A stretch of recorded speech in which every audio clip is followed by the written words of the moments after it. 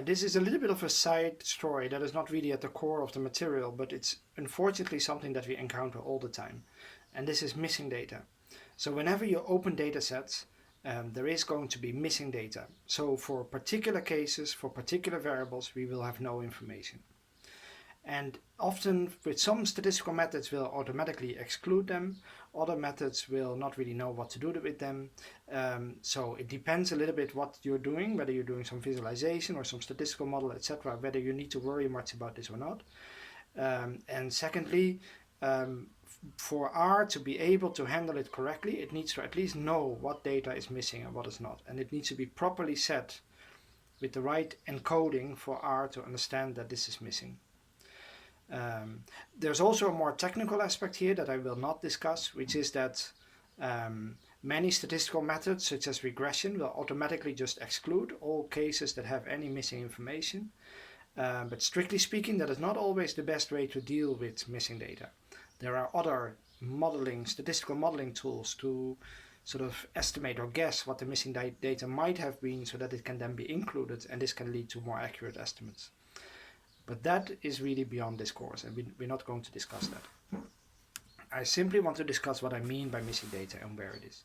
So imagine this example data set that I used in the other video about what data is. There we have a sort of complete data set. But it's unlikely that we find data like this. It is more likely that we find data like this, where some respondents refused to say whether they voted or not, or where some respondents could not say whether they had finished primary, secondary, or tertiary education. Or maybe some respondents refused to give up their gender and felt that this is inappropriate to ask. So people will not answer certain questions, and that will lead to missing data. Furthermore, some missing data is just logically absent. If somebody doesn't want to say whether they voted or not, you're also not going to know which party they voted for. And if somebody says explicitly that they didn't vote, you also will not know what party they would have voted for. So some missing data is a data collection issue, but other missing data is just logically missing. And of course, here's the example again with survey data, but the same happens with national data. Certain countries report certain statistics that other countries might not. Certain information might be harder to find than other information. Now, there are a number of ways in R that you might want to think about dealing with this. So the mutate command can be used to recode or change data, and we will see that a little bit, I don't think in the first week, but in the next weeks. And one thing you can do is code something as missing. In R, missing is coded as NA, not available. But for example, in many data sets, there might be a number associated with missing data. For example, we might code the age of respondents in years, but when we say -99, it means that that data is missing. That happens very often in survey data. R does not recognize -99 as missing. It will just think that this person is -99 years old.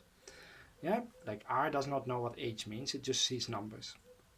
So you need to indicate with NA that this is missing, and then R knows what to do. If you make a table, missing data will automatically be excluded. Now, quite often you might want to include it because you want to see where the missing data is or how much data is missing. Then you can add this extra element. So here we have the table command, and then from the Brexit dataset we take the turnout variable, and from the Brexit dataset we take the national region variable. And we also say exclude equals null, which means do not exclude anything. And then missing data will be included. If you want to count how many missings there are, this is.na is a R function to say is missing. And so this last command gives you a table how many observations in the age variable in the Brexit dataset are missing or not. You can use the filter command to remove anything that is missing. So is.na gives you a response whether it's missing or not. An exclamation mark negates that, so it turns it around. So filter exclamation mark is.na means only take those observations that are not missing. If you do calculate a mean or a standard deviation, which I will talk about in the next video, na.rm means remove all the missings. And again, we then have a measure that excludes the missing data. And for correlations, we have this use equals complete ops. You don't have to memorize any of this. These things are on the slides. You can look back when you need them. The only thing you need to understand is that missing data can be in data sets, that you need to think about what happens when you have missing data, that when you run a regression or a table, it might have implicitly, without warning you, been removed. And finally, that many data sets that you download online might have numerical codes for missing data. And then you need to really watch out. You get age variables that cannot exist and so forth. And they just mean that this is a missing observation.